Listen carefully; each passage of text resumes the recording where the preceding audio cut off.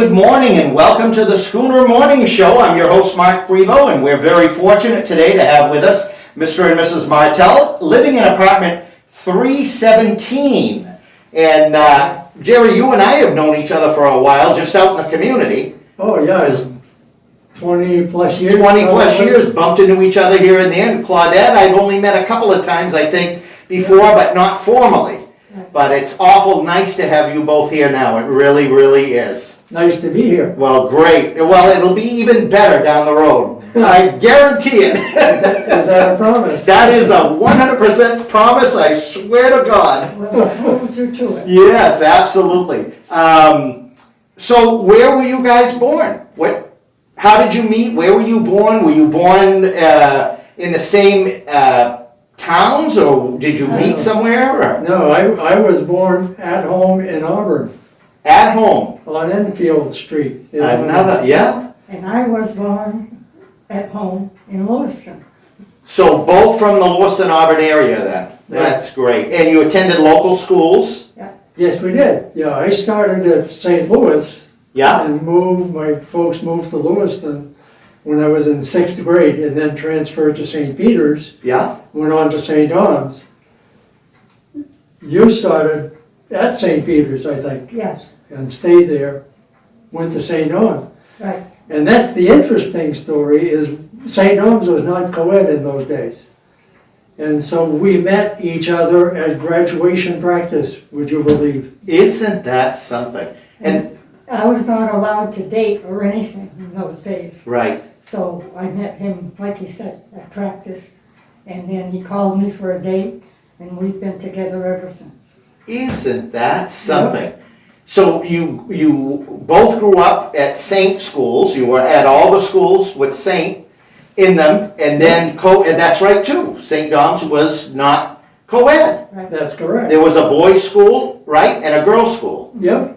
And then you met at grad. Isn't that amazing? Boy, those are the good old days where we could keep our daughters from dating anybody, right? Oh, yeah. And the nuns made sure of that. Oh my goodness, that is so funny. Yeah? Yeah. Yeah. So then what happened? After you guys met, you dated? And then I went in the service Yeah? for as short as 6 months after graduation. Went in the Army, and after a year, I was transferred overseas to France.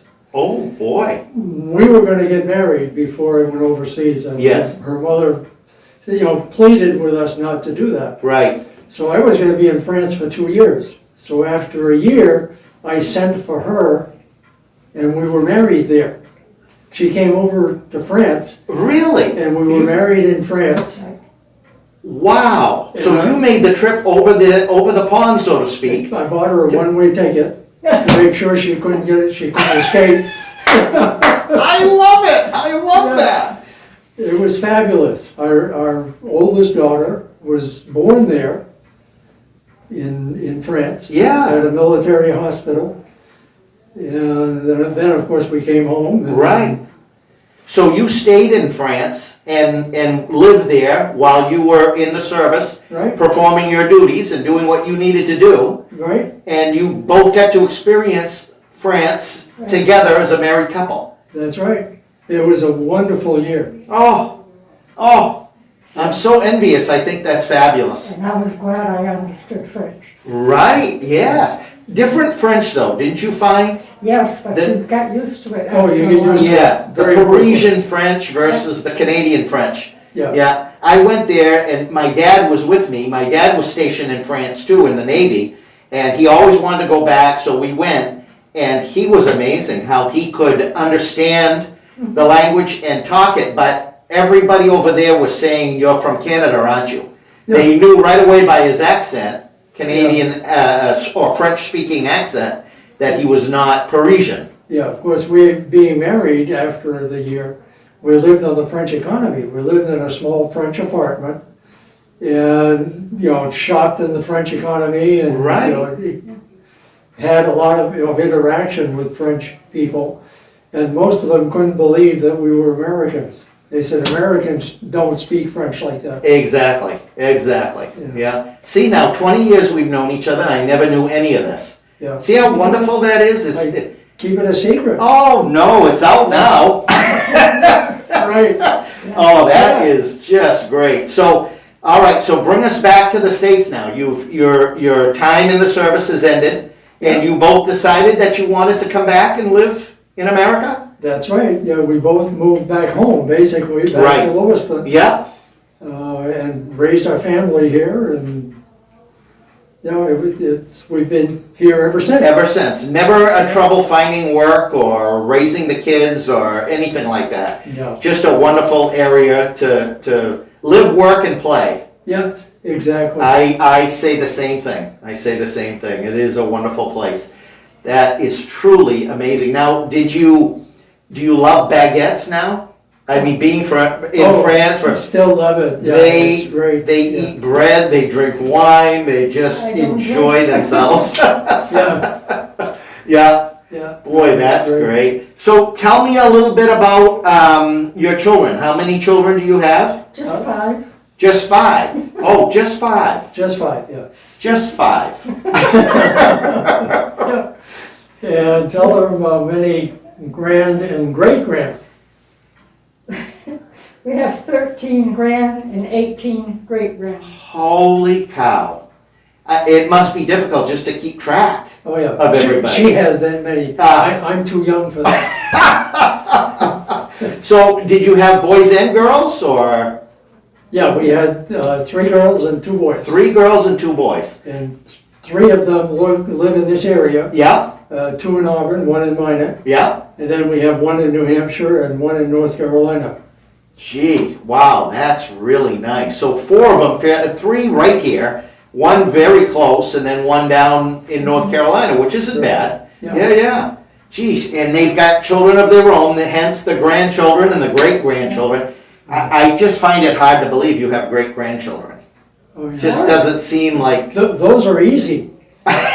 the great ones Oh, are yeah, even they easier. grow up, you know, they're not a problem. Right, Yeah. right. You check out how they're doing and see. Yeah. Oh boy, that's great. How about hobbies? I know you both love to walk because we've been out on a walk ourselves, and I know that you go out once or twice a day as much as possible. Oh, yeah, we try to walk every day if we can. Sure. Yeah. Whether now inside most likely. but Right. Yeah. Yeah. But inside, I mean, you can do a mile inside very easily. You Oh, know, yeah. on the 3 floors that go to all 4 buildings. Yeah. The It's, biggest problem is finding our way back to room apartment 317. We can always help you. Pick up a phone and we'll help you.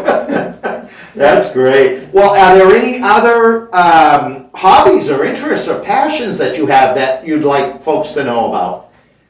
Well, I had a hobby that I like people to know about because I used to, even while I was working, but more so after. I like woodworking. Yeah. Or scrolling, basically. Did a lot of scroll work. Now, what is Or scroll work? front work. It's very fancy, cut out woodwork. Yeah. And so our apartment even here is covered, the walls and so on are covered with scroll work that I made, Oh, framed, and some of it is framed, some of it is not, that I made over the years. We just put up our Christmas tree today, and that's all handmade scroll work Wow. ornaments. would you mind if I took a few pictures? Not at all. I'd like to get it. Always proud to show it. Oh, boy, and that's intricate. Is that with a knife or is there certain No, tools? that with an electric You have a, powered scroll saw. I see, Yeah. I see. Yeah, Wow, Which he sold when we Yeah. left. yeah. yeah. Boy, that's very interesting. I'm gonna get some pictures, folks, and we'll get them on the TV so that you get a chance to see them. And I think that's I used to wonderful. knit and do Yeah, a lot of things Yeah. like that. We also had jobs. right? I worked for an accountant for a long time. For an accountant, yeah. Mhm. And then 5 children, I'm sure that That took a was- little bit of your time. The kids were all gone.